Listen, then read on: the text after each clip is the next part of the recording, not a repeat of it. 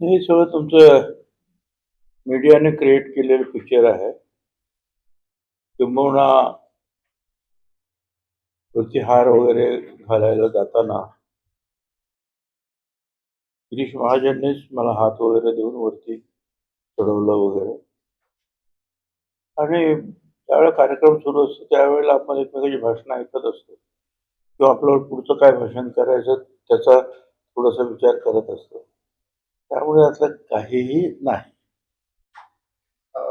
हे सगळं तुमचं मीडियाने क्रिएट केलेलं पिक्चर आहे. किंबहुना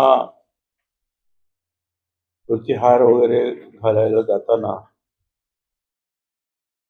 गिरीश महाजननेच मला हात वगैरे देऊन वरती चढवलं वगैरे.